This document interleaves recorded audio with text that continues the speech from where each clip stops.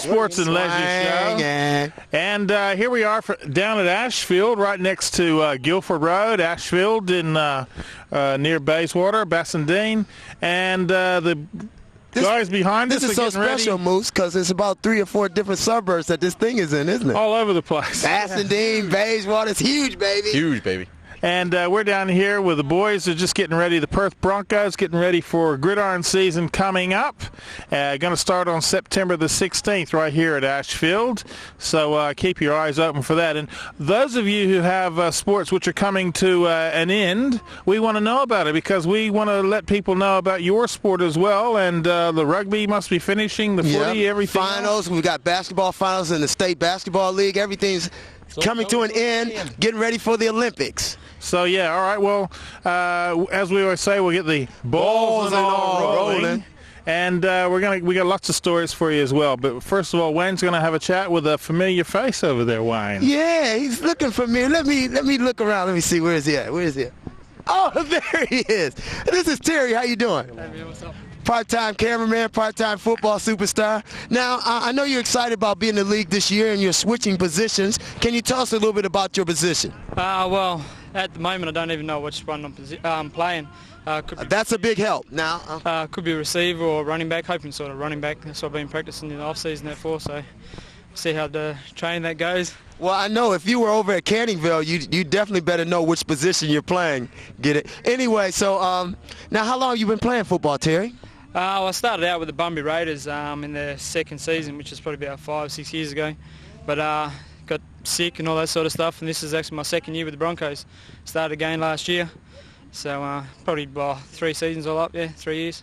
Actually, your story is quite inspirational. You were very ill, and you came back, fought hard, got yourself back in condition, and now you're probably getting ready to enjoy one of your finer seasons this year. Sorry to put a little pressure on you there.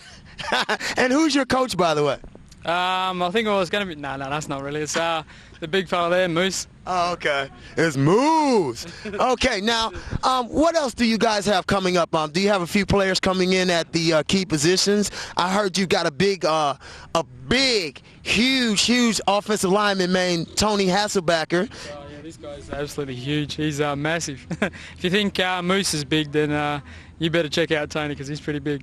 Yeah, so actually I would want to actually run behind him because he's a big, massive guy, and I figure if I run behind Tony Hasselbacher, I can maybe run for 200 yards a game because he's going to knock down about 500 people before I get touched. Now, also, you have an exciting young quarterback who didn't want to talk to us today because he was in training, and that's Peter. You want to tell us a little bit about Peter? He's 19. He's got good size for a quarterback. What is some of his aspirations? I know you and him talk a lot. Well, hopefully, I definitely can say that he's probably be the quarterback of the future, definitely for this league. He's a huge talent. He's young, which is good. So there's more opportunity for him in the bigger leagues and all that sort of stuff, which is good. So he's a great guy. One of my best friends and stuff, apart from you, won't but yeah. Yeah, the money's in the mail. But we want to let you get back to training, and we want to thank you a lot and all the best this season. No worries. Right, Wayne, now, like we were saying before... nice coat, too. Yeah. Like we were saying before, lots of sports are coming to end for the Olympics, so I was wondering, are you going to enter yourself in for the kicks? Yeah, I am. I'm going to be doing the... woohoo! Kick it, baby! Hey, you got your legs up high this time. Yeah, You'll be trying, haven't you? I've been practicing this. All right, let's get back to the real deal while we're here. Sorry. I guess we got to do the real deal. Yeah. Serious face. Serious face. No, it doesn't work. All right, we're going to send to part 2 of the table tennis story I did a while ago. Yes, we are still down here, and now, what's your names, boys? Craig. Dennis. Mike. Okay, now you're obviously from 2 different teams. What's the name of your team? Oh, Morley Magic. Yeah. And we're from Armidale Mirage. Okay, now how long have you all been playing? Oh, varies. I think I've been playing the least. I've been playing about 15 years. Yeah. 37 years. 50 years. About 40. Yeah. And whereabouts did you get into it at? When I am young, I going in China with training. Of course, from now it's 1940, now it's 1920, 2000. Of course, now I'm already 60 years old. Yeah. But we wish just watching what's there.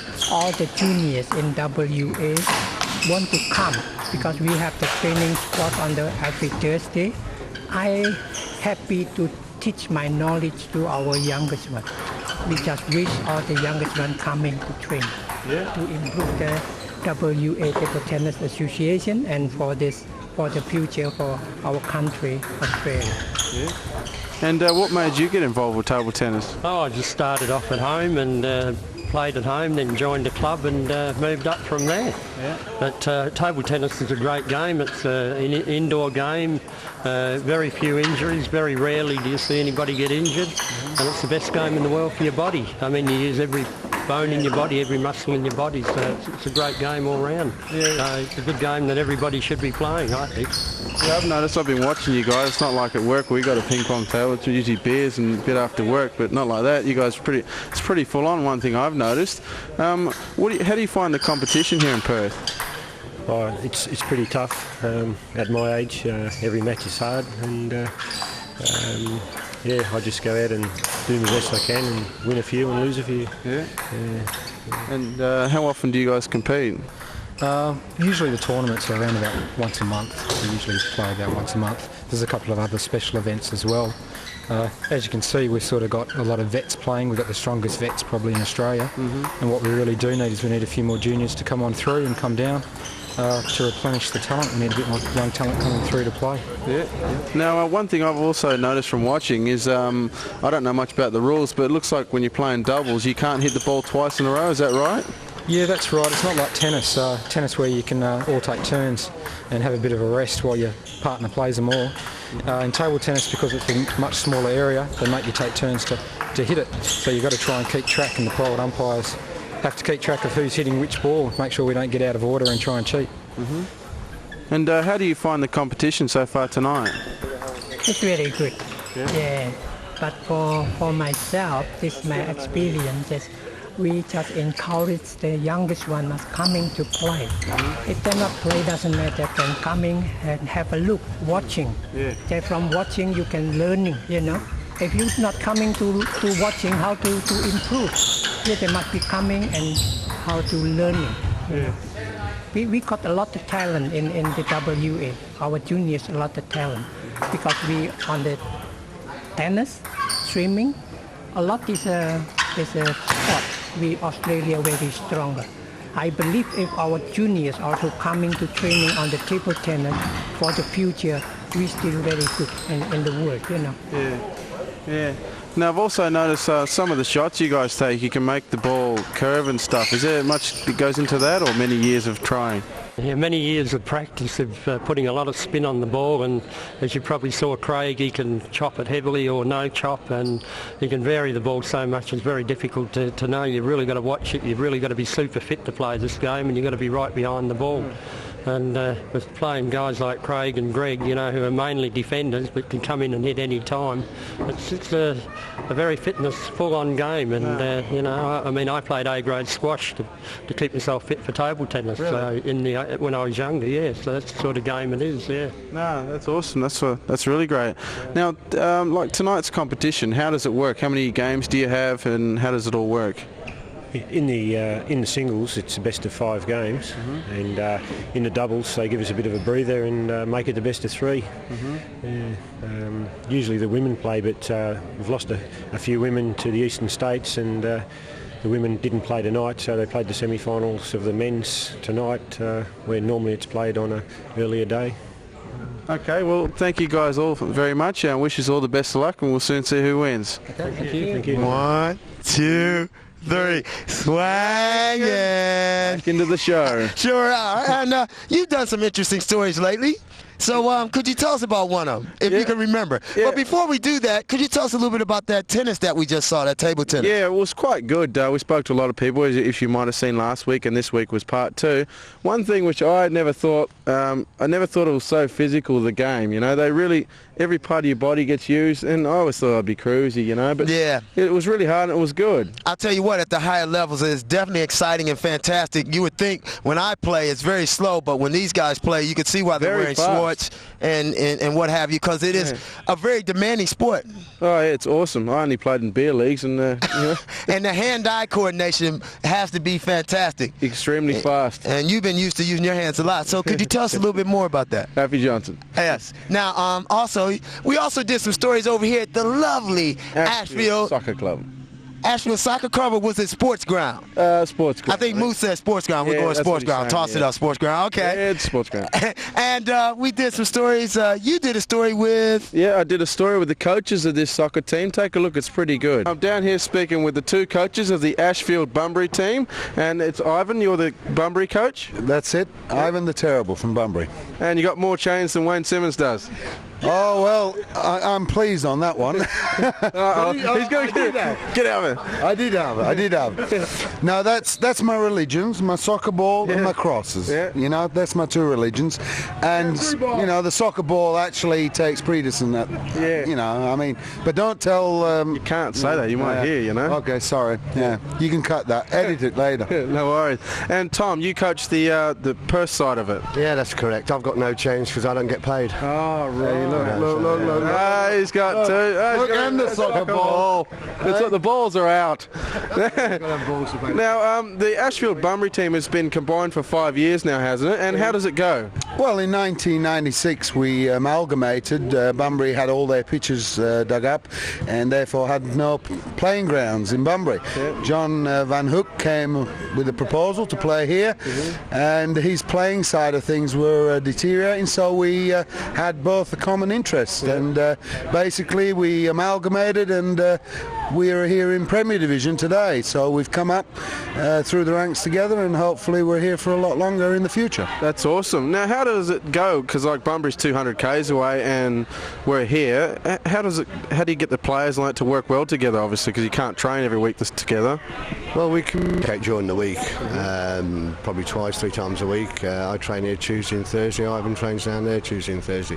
But it's the players you've got on the day. They have been playing in the league for a few years. They are experienced. I mean, it's not as if you've got 11 strangers playing out there together. And it's worked quite well. And I've only been here this season. I've enjoyed my time here, and it's working really well. You know, it's just unfortunate at the moment we have hit a little bit of a slump due to the injuries and suspensions and holiday makers that we have over in this country, which it's taken me a while to get used to, even though I've been here 14 years. So, you know, but no, it's working well. Yeah. It's working well. And now the team's been in the Premier League for 2 years now. How's it been going? Well, as Tom just mentioned, for the first part of the season, for the first half of the season, we're in the top 3. Unfortunately, we have on any given day approximately 15 players out in injury. Really? And absentees and suspensions. We're not a big club, we don't pay big money, so we do not have the quality in depth, you know, to keep replacing key injury. Last week we had about 8 out of the first team. I mean, today once again you 8 or 9 first teamers missing. So we're relying on our young blokes who have done remarkably well over the years, and I think that that's been the key to our survival, really, that we've got a lot of young guys that, hey, they might not have the experience, they're not playing for any bucks, they're playing for the shirt, and I think that is the key to this club. Yeah, it's like every sport. When they go out there and I suppose give it balls and all, play for the love of the game, they'll get there in the end, really. How as it goes, like Bunbury team, how many people do you have training down there? Well, we basically, Bunbury United has 200 juniors. It has a couple of local teams, a women's team, and quite a big participation in the 3 teams up here. Basically, it's hard to say, because if Tom and I have a team out there one week, it might have 70% Ashfield. Next week, due to injuries, it could be the other way around. I mean, it's hard to say. I mean, that's not a real issue. We try and put the best team out each week, and if you stick to those principles, then you'll never run into problems. Players' unity is always there. The players are actually probably the best part of this system. They're quite friendly in all 3 groups, play with a passion, and you can't ask for more. We're just the sidekicks, really, someone to kick and hate. Awesome. Now, how long does the season run for? the actual league season from March till September, but we actually start training just before Christmas. Really? We have a night series from January, runs through to about 2 weeks before the start of the season, which it is a long season for the amount of games we play. This is it's been boring on a bit for the lads from Europe especially, because you're used to playing 60 games a season. Really? 60 games? Yeah, well, you've got cup competitions, you've usually got about 20 odd teams in a league. Yeah. Here you've got 12, where I believe we could have a 14 team league here, we could have 14 in the second division, and let's play midweek games, because that's what's the game about. Let's play as many games as we can. Lads don't like training. And plus the pressure on the coach. I mean, the coach doesn't work Saturday, Tuesday and Thursday. He works the 7 days. He's got to set his sessions up. And he's got to keep them interesting. That's the hardest part. So if the game's there, well, you'll get the numbers down, because everybody wants to play. That's right. And hopefully in the future they'll look at it and think, well, let's go to full hog. I mean, it's the greatest game in the world. That's awesome. And it is played all over the world, not like some games. Yeah, that's right. If someone does want to get involved and they're in Ashfield, who can they call, or how could they get involved? They can call the club, or they can call me, or they can call Ivan. They're in the southwest region, then obviously anywhere down the southwest region, Bunbury, Harvey, Australind, Collie, Bustleton, then therefore they'd contact myself. Anyone that's based here in Perth, they see Tom here, he's based up at Ashfield, and they train here at this very ground. So, Tom, what's your phone number? 93093082. Yeah, and yours? Mine's 1-800. I don't.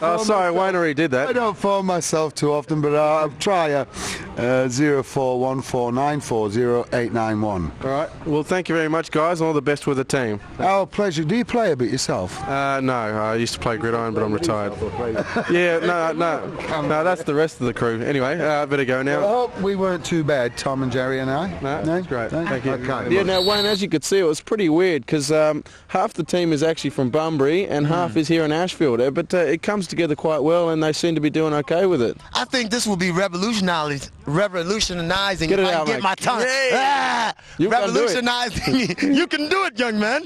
This will be revolutionizing the sport, actually, because this is the first time you've seen where you have one team training in one area and then the other team's training somewhere else. So when they come together, it'll be very interesting, I must add. Yeah, no, they've been doing it for quite a while, and apparently they're going good. Also, as you can see behind us, we've got the Perth Broncos training, and if you're out there and interested, give us a call. The number will be on the screen sometime during the show. And swanging. That number will be swanging.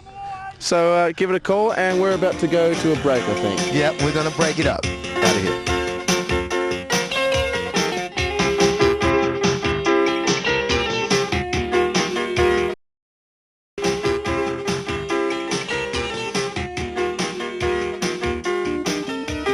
Welcome back, everybody, and we're still here at Ashfield with the Perth Broncos gridiron team training behind. And as James mentioned, not only are they looking for players, but so are the other 5 teams spread around the metro area. Get out of the way, you two. And they're looking for players as well. So give us a call if you're interested in having a go. It's a sport that a lot of people don't know about, and I'm sure you'll find out. Now, recently, those 2 goons you just seen walking by the camera, that Wayne and James guy, went down to Scarborough Beach. Beautiful winter's day, and spoke to a lot of people down there. And you see there's very, very intellectual, the people they spoke to, and of course the comments coming from James and Wayne really help people enlighten their life. So let's go to that story. Hello, I'm Wayne and this is James. How you doing? How you doing? Good. Now that's what we say when we see a nice looking woman. How you say it? How you doing? All right, now we're just hanging out here at Scarborough Beach, swinging, and we're gonna have some fun, talk to people, and hopefully they won't slap the hell out of us. So we'll see how we go. Yeah. Oh, thanks a lot. What a wank. Anyway, we have Cherie and Roxanne here. How y'all doing? Good, thank you. Good, back. Okay, now the camera's over there. Yeah. Now, guess what? We're here on a Saturday. Could y'all please tell us what is the attraction of coming out here in the winter and, being out here in Perth in the winter at the beach and freezing your gonads off? More guys. That's it. More guys. Then there's some camera people that definitely want to talk to you ladies. Now, how often do you come out here? Every weekend, yeah. Every week. And every week, do you actually look at the camera every week? That's the camera. Look at You're going to be a little superstar now. Oh my God, Now, is there anybody you want to say hello to? Well, no. Now, what? Mama.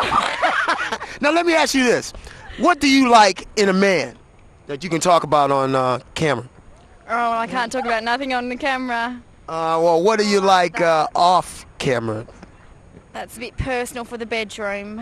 Oh, the bedroom came up. All right, that's probably not the only thing that came up. Anyway, what do you like? I don't like men. Oh. She likes me. Oh, okay. I'm at this stage at the moment where I just don't like men. Okay. Now, how long do you think that stage will last? Because some of our camera people want to know. Quite a while. Oh, because we saw this thing with Ricky Lake, and we think that, they tried to convert a couple of people that were, trying to go the other way and stuff. And I think some of our camera people think they're up to the task. What do you think about that? That's great. Let's try. I like that. Well, thanks a lot, and do have a nice day. Thank you very much. Catch you later. Well, I'm taking over from Wayne now. He's going walkabout. I think he's chasing those two girls somewhere. But anyway, I'm going to talk to these boys sitting here. What's your names, mate? Davo, man. Yeah. Gav. Ross. Peterson. Yeah. And what do you like about the beach in winter, mate? Oh, surf. Yeah, it's chicks, it's wives, beer. I certainly agree with two of those, the beer and the chicks anyway. But, what brings you down here, mate? Oh, just hang out, bit of skating, bit of surfing, bit of perving, usual. Have you ever watched Balls and All, mate? Never, man. Oh, you're going to have to watch it. It's Monday night 8:30, as you know, because you're watching the show right now. But, how often do you come down here? Probably twice, 3 times a week. Really? Yeah? What about you, man? Local, mate. Here pretty much every day. 3-4 times a week. Yeah. Well, currently, we're still down at the beach hanging out, and we're here with Jason, and he's just out here with his mates, kicking the footy around. And what's the attraction of coming down to the beach in the winter? There's still a lot of girls around to have a look at. Yeah, I know, we saw that. But, is there anything else? You guys had a couple of brews, or? No, not today. No drinking today. We've got to drive. Oh, that's good. Now, see, that's very responsible. You can come down to the beach and still be responsible. That's right. Now, on a Saturday, you come down to the beach wintertime. Do you do any surfing or anything like that? Nah, not in the winter. That's a bit cold for me. Yeah, it's a bit frosty. You can freeze your gonads off for that. That's for sure. So these are just some of your mates hanging out? Yeah, that's right, yeah. A couple of mates up there. Okay, I'm sure any of them have any names, or? Yeah, the long-haired one's Darren, the other one's Dryballs. That's what we call him. Okay. Yeah, we won't go into that. But thanks a lot, Jason, and have a great day. Yeah, take it easy. How you going, mate? What's your name? Michael, mate. Yeah. And Chris. Okay, boys, what do you guys come down the beach in winter for? Oh, I came down here it was sunny before, actually, just to lie in the sun. Yeah. Yeah, same thing. Come and get a bit of sun, try and get a tan. Yeah, mate. You come down here often?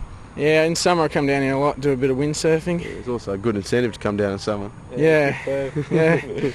You ever seen the show Balls and All? Nah, mate. Well, you're going to have to start watching it every Monday night at 8:30. Okay. All right, take it easy, boys. Okay, thanks a lot. Nice. Yeah, go. Now, as you can see, the sign says, pedestrians have the right of way, cyclists, please ring bell. What me and Wayne want to know is, where is the bell? I'll give you a damn bell. Yeah, well, really, it's really sad because we wanted to go on the beach, but as you can see, they really don't want some of our, people on the beach. Damn, son! So I guess we'll see what we can do. We'll talk to the proper authorities, and hopefully we're not barking up the wrong tree when I say that. We're here with Shane now and his great family, and we're talking to Shane about why are people coming down to the beach in the wintertime. Shane. Oh, we live in Northam, and so there's no beach at all down there, so we come to enjoy the sand. Yeah, it's a bit of a beach when you don't have a beach near you. Now, and so how old are your kids? Blake's 4. How you doing? Good? Good? I know his mouth will open once he gets home. Okay. Say hello. Hello. Hello. All right, and your name is? Abby. How you doing, Abby? Good. And how old are you, Abby? 10. 10, okay. You had to think about that. You kind of scared me there. And your name is? Dylan. Dylan. So you're the big guy in the family, is that right? Yeah. So you're looking after all the young people? Yeah. And what school do you go to? St. Joseph's. Okay, then that's the school I don't go to. So, and what else do you like about the beach? Oh, I don't know, just the fresh air, I suppose. Yeah, it's good. And so how long are you guys going to be around town? We'll be here until tomorrow lunchtime. Okay, then we'll have a great time. Thank you. I'm speaking to Andreas. How you going, mate? Oh, not too bad, man. Okay, and you guys are over from the Brisbane, are you? Yeah. How long you been here? About 4 or 5 months now.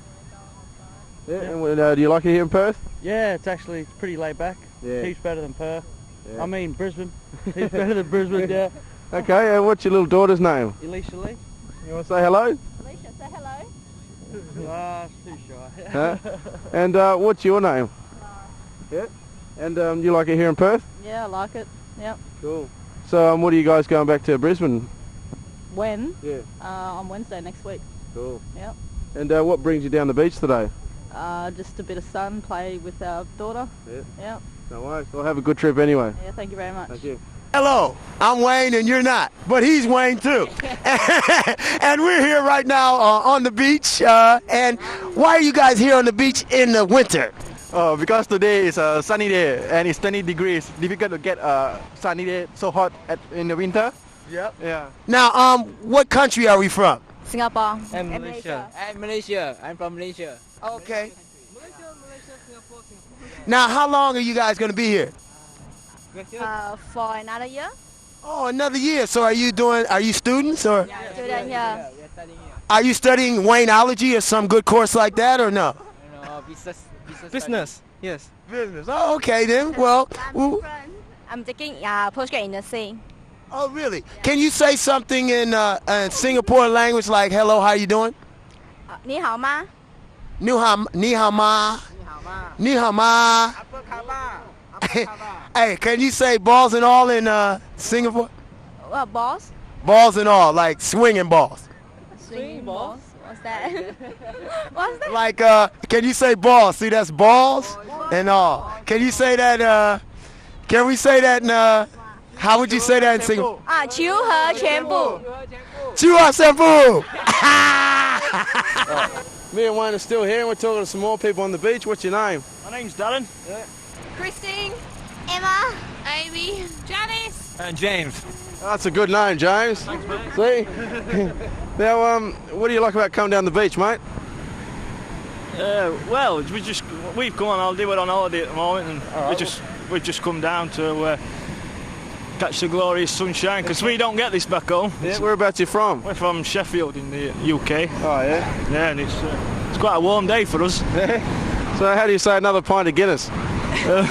Just another pint of Guinness. Yeah, and what do you like about coming down the beach? Just watching the surfers and catching the sunshine, relaxing. Yeah, are you from there as well, are you? From England. And how long are you here for? We fly back on Thursday. Oh, right. 3 weeks. Awesome. You have a good time? Yeah, brilliant. Awesome. And what do you like about coming down the beach? I like sunbathing and going in the water and swimming and snorkeling. Yeah, we've got snorkeling kit. We always snorkel and see the fish. Yeah. That's awesome. Do you want to say hi to anyone at school? Hello, Sasha and Jamie. And Sky. How are you? Cool. What do you like about coming down the beach? It's good to watch the surfers, and yeah, I'd like to say hello to everyone at Swanview High School. And yeah, it's good to sunbathe and things like that. What about you? I like to come and watch everyone else make a fool of themselves here on this beach. No, it's great. It's nice to see people enjoying themselves and having a good time. Yeah. It's good.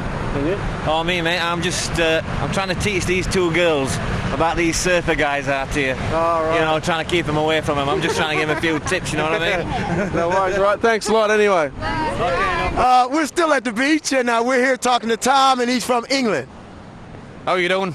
Yeah. And he's got a happening accent. And thanks, Wayne. And now you've been here for what, 9 months? 9 months now, yeah. And how you finding Perth? That's great, yeah. Lovely place, nice people, beautiful beaches. Bit of surf at the moment, yeah, it's great. Now, you're down here in the wintertime. Are you down here searching for women or what's the deal? Searching women, waves, you know. Just on my way to the pub there, meet a few friends. Oh, okay, yeah, then. Yeah. Sounds like it'll be a fun afternoon. Yeah, it should be, yeah. Okay, so you were just out here in the surf? Yeah. I was on the grog last night, you know, so it's good to get out there. Yeah. Wakes you up, gets the blood flowing. Yeah. Yeah, it's good. That's good. I mean, actually, if you had a real good night last night, probably the blood was flowing somewhere else. But anyway, we want to thank you and hope you have a good day. Thanks a lot for your town win. Thanks a lot. Yeah. Thank you. That was a very brilliant story there, and we wish everybody success down there because there was definitely some interesting comments made, and they weren't made by me or James, so I don't get it. But anyway, now we're speaking to Chad Callaway, and he's going to be playing a few positions for the Perth Broncos. How you doing, Chad? Good, Wayne. Thanks. Now, Chad, how long you been involved in the sport? I've been playing. Well, we call it football. I've been playing gridiron about probably 15 years.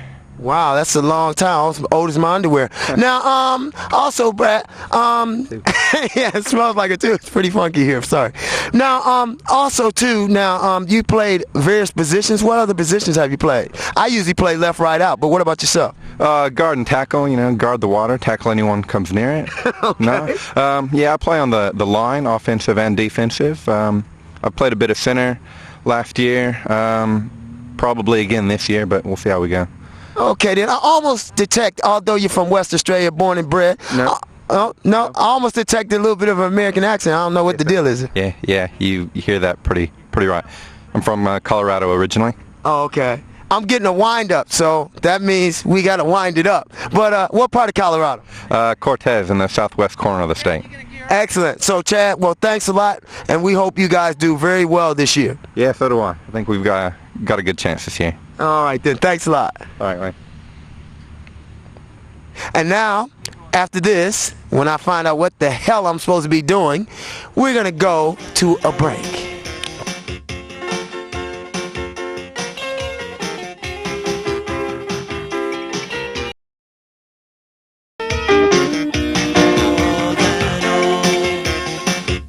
Welcome back, everybody. Me and Wayne here, and he's got his Go the Dockers purple top on here. Go Dockers. Go the Dockers. And, do you realize how significant this is? This is the first time the Dockers have actually finished ahead of the West Coast Eagles. Yeah, and do you like a little bit of footy?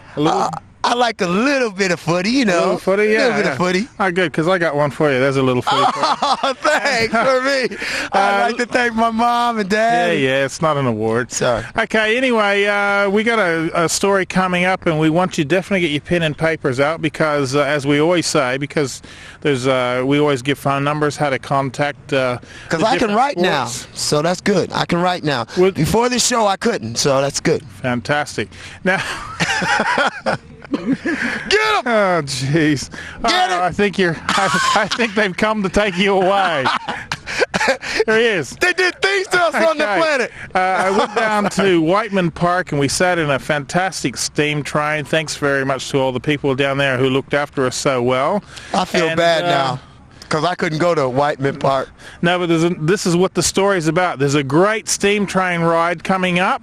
It's the Hotham Valley train. It's going to be taking us all for a ride, and you're invited to come along. There is a cost, but it's a fantastic party going to happen, and we're going to give you all the details of how to find out about it. It's going to happen on September the 1st, and I went down and talked to Anita Schroeder. It's a very interesting concept, the whole idea, and so we want you to have a look at this and make sure you get your pen and paper ready to write down the details. Also the web page if you're on the internet. And it's all about her father back in his lifetime. Wrote his 1939, I believe. Is when it started. Wrote his life story, and he would have fitted into the Bulls and All Crew so well. Fascinating guy, and whatever. And she just has so much enthusiasm about this story. It's a train ride that's going to reenact the whole of the first chapter of his book. Fantastic fun.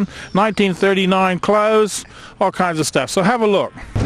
Hi everybody. Well, it's a little bit bumping around here, but we're on the Bennett Brook Railway up here at Whiteman Park, and they've been really nice to take us for a bit of a ride because we're going to tell you about something very interesting that has a lot to do with steam trains, and it's written by a West Australian, and I'm talking to his daughter now, Anita Schroeder. Hi Anita, how are you? Oh, good, thanks. How are you? Isn't it lovely? Pity the weather wasn't with us though. Still, we do have fantastic days in winter time here in Perth. We do. I'm actually from Perth. My father actually was born in London of Austrian parents.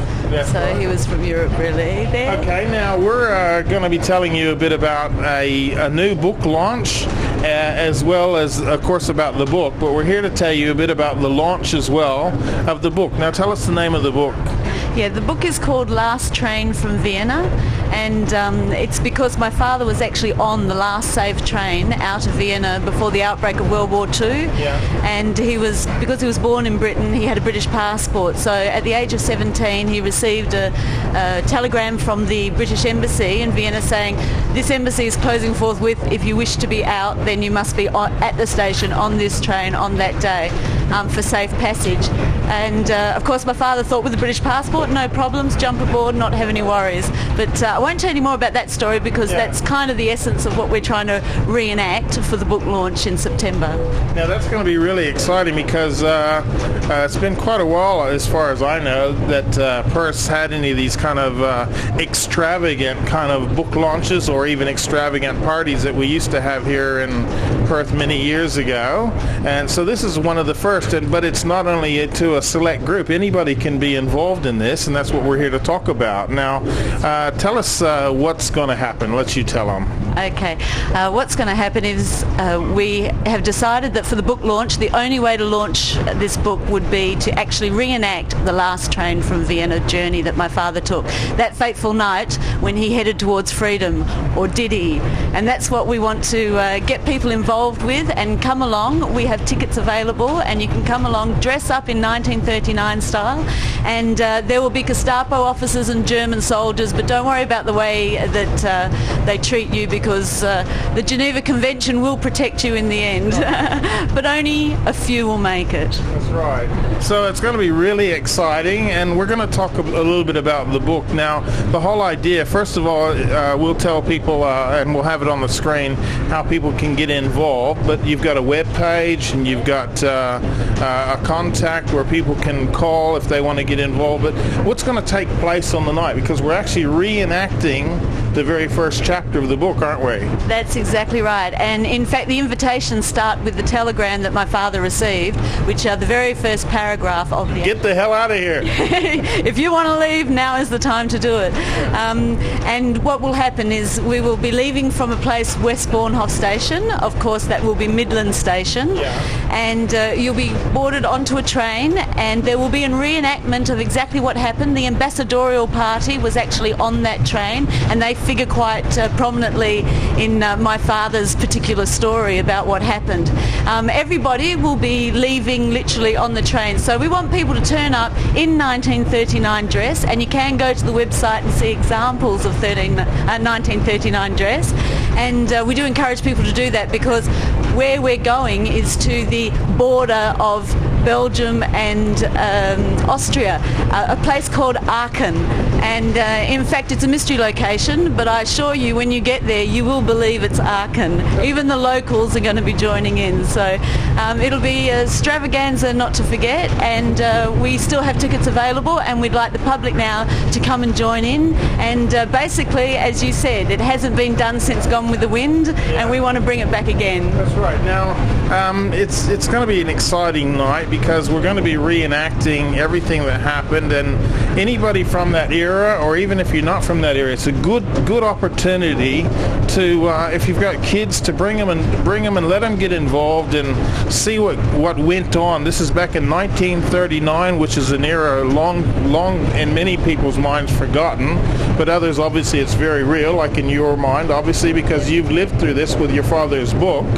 And these are the days back where he was at. Every building had a Nazi inside the building or more who would report the goings on of day-to-day life of families. That's it. In fact, because my family, my grandparents, my father was actually the son of a gentleman that had a furrier business as well as a bock of flats in the middle of Vienna, so they had more to lose.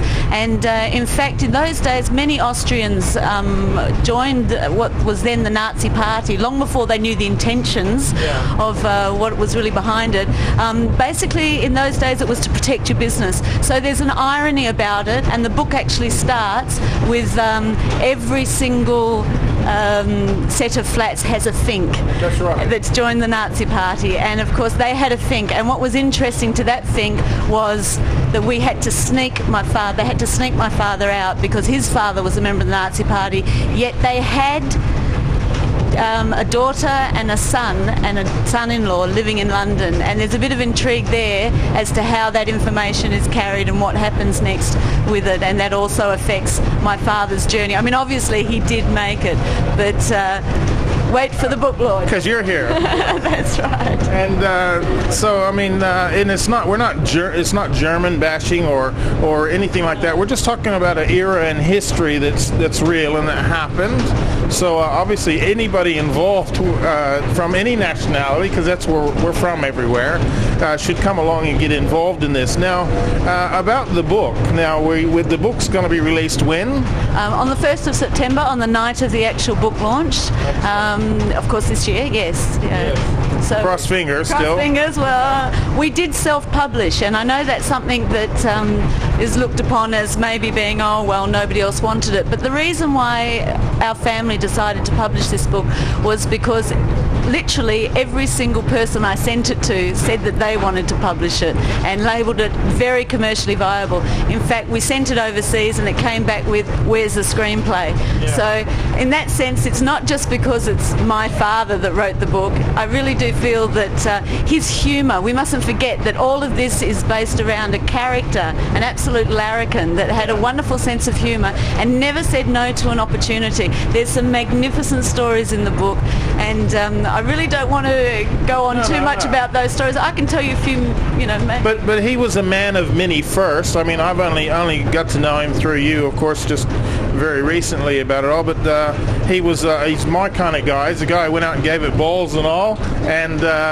got involved in things. In fact, some of the things that you didn't realize until you actually read the books is there's a few other brothers and sisters around the world. Oh yes, well, there was a few surprises for both my mother and myself. I hadn't read the book because my father was still, you know, writing it and having it typed, and my mother didn't want to read the book until it was finished, because being a school teacher and very, you know, she wanted to make sure that when it came to the editorial that the book would be written in its entirety. And in fact, without giving too much away, Dad passed on before we had the opportunity to do that. But Mum said that when she edited the book afterwards, that it was like reading a love letter to find out what happened, how he felt truly about when he first met her. And I mean, that only appears in chapter 32 of 35. So before then, there's quite a few years of 20 years in Africa. He went through Monte Cassino and fought against his own relatives, because he did get out to London and he joined the British Army. And of course, the British thought he was a German spy, and the Germans thought he was a British spy. And with Dad's cheeky character, he took advantage of both. Good boy, good boy. I'll tell you what, we're going to keep chatting with Anita here, but we're going to go to a break. Actually, I must have to say that that was a thrilling story. That's the first part of the story. And Moose, what I like about him is why he can fit into the Balls and All team is to just have the guts to actually walk away from the Nazis like he did, just like I'm just hanging out at the beach. I'll see you guys later. It's just incredible. Very interesting man, and as you'll probably see in the next part of the interview, he's a man of many firsts as well. West Australian, obviously, like all of us, many of us anyway, come from other countries originally, but our heart's here. And he's got a clip from the first words that were ever sent from the moon. Wow. Really interesting guy. I mean, when you think of first, I did a first the other day. The other day was the first time I actually used toilet paper to, I won't get into that. But, yeah. We're going to do a break.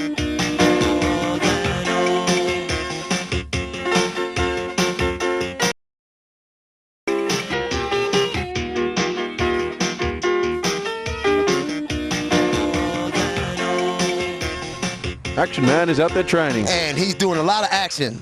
And you know what? This will be the first time we can understand him. And also, too, I just want to say to a lot of people that play rugby and footy and the people that don't play, you should get out there and have a go, because, you know, you need to put your balls on the line, baby. That was a good shot, mate. You just got the editor. Oh, I thought I hit him in the gonads. Yeah, well, but, in the family area. Family jewels, son. Right, I'm supposed to be introducing a story Justin did on beach buggy, so take a look at this story. Hello, Debbie here from Balls and All, and I'm speaking to Joe Hawkins today, ex-president of WABA. Now, what is WABA? WABA, West Australian Beach Buggy Association. Right, now you are ex-president. President at the moment, Bruce, is out on the track. Now, can you tell us a little bit how long have you been involved here? With this club I've been involved for 15 years now. I'm now a life member. So overall racing I've been involved for 21 years. My 21st year racing. Wow.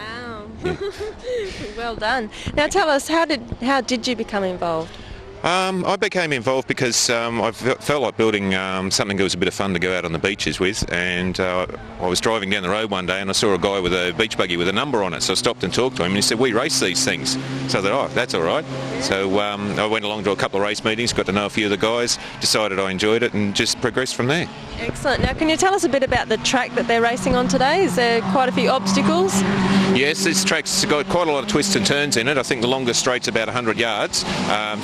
They've got to accelerate very quickly, stop very quickly, and be able to negotiate slidey, bumpy corners. There's actually a couple of jumps on the corners, and around a few of the corners there's some trees sitting very closely to the track. So there's a lot out there to look after.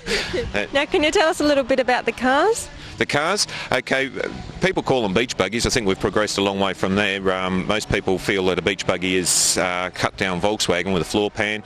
These guys these days actually build what they call space frames out of tubular frames. Most of the guys build the cars at home, and they're no longer predominantly powered by Volkswagens. They've got anything from Toyota V6s to turbocharged Subarus and anything else you can think of. So there's quite a wide variety in it these days.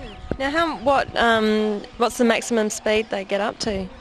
I think probably the fastest one here today would do about 220 kilometres an hour flat out. On this kind of track? Not on this kind of track. They're probably up around 105, 110 k's down the straight. On the beach you could sort of... We don't actually race on the beach. We're not allowed to. So when we race at Lancelin on what we call long course racing, or out at Pinjarra Pine Plantation, out there they will be doing anything up to 220 k's an hour. Okay. Are you racing today at all yourself, or...? No, this season I'm having a rest. I've got things to do like mowing lawns and a bit of renovating at home, so I've decided to have the season off and just come and enjoy watching for a while. Yeah. Now, how many cars are actually out on the track at the moment? Today we've got 7 or 8 cars. We had 8, I think, to start off with. We had one damaged car earlier on, a bit of a suspension problem, so there's 8 cars today. Okay. Is there a lot of maintenance to keep these cars going all the time, or...? That's why I'm having a rest. There's a huge amount of maintenance. After every race meeting you've got some repairs to do, and it soaks up a lot of your time, so there's a lot of maintenance. Okay, but you're definitely enjoying this? Oh, most definitely. 21 years worth, and I'm still here. I'm either a nut or I enjoy it a lot. Okay, well thanks very much, Joe, and we're going to go and check out a bit of the action now.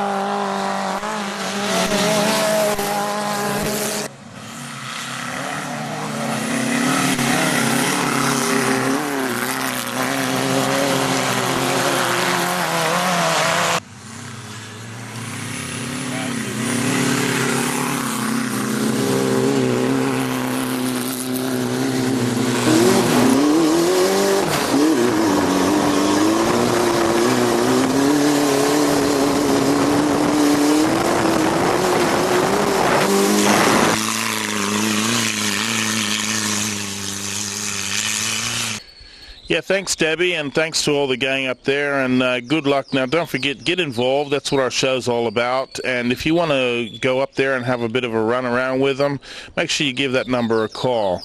Now, there's a lot of things we want to point out to you. Don't forget, if you want to get on that last train to Vienna, which we've spoke to you about, make sure that you contact the webpage you see underneath or the phone number, and go out and have fun on that. That looks like it's going to be absolutely fantastic. As we said in the interview, it's been a long time since Perth's given anyone the opportunity to have this kind of fun with these kind of parties. It's going to be a good family event. If you want to bring your kiddies along, everyone's invited. There's going to be 6 carriages there, all with the Hotham Valley train, and they're going to be reenacting the first chapter of the book, Last Train from Vienna, and it looks like it's going to be a lot of fun, a lot of excitement. They got actors and everything else, so get involved with that. The other thing too is, don't forget the rodeo coming up this Saturday. That's Saturday the 26th up at Midland, and we've got free tickets to get into that, and we want you to send in your stamped self-addressed envelope to the address you see on the screen now, and come along to that. That looks like it's going to be a lot of fun. There's going to be kids riding the little sheep, and there's going to be the big boys riding the bulls, and then after, when it's all over, the bar is going to be open right inside, and they're going to have a country western band and everything else. And if you send in your envelope to us, there's 4 tickets, and if you need extra, make sure you let us know so we can get those out to you. And that's going to be a good time. Now, on the 15th of September, we're going to be having the Bowls and All birthday party. Now, a lot of times when we're out filming, people have watched this, or people have written in or emailed us saying, you guys look like you're having a good time. We'd like to come and see how you do the show. And we're inviting you now to give you that opportunity. We're going to be doing a live show on the 15th of September. We're going to be filming it live, and we want you to come along. That's going to be held at Cyril Jackson Senior Campus, and it looks like a lot of fun there. We hope to have a lot of fun. And if you're coming and you're involved with a sport, make sure you wear your game jersey, guys and girls, so we can talk to you about your sports and your leisure while you're there as well. So get in touch with us. You see our email address and our post office box on the bottom of the screen. Actually, post us in a letter if you can, so we can get you back some confirmation, and come and have a good time with the Balls and All game. You'll have a ball. Now, every Monday night, 8:30 right here, it's your Sports and Leisure show, so make sure you let us know. Give us a little bit of advance notice about upcoming events, because we want to tell everybody your story, but it's hard to when we're told like a day or two ahead of time, oh, this is happening on the weekend or whatever. It's a little bit hard because sometimes we're pretty booked up.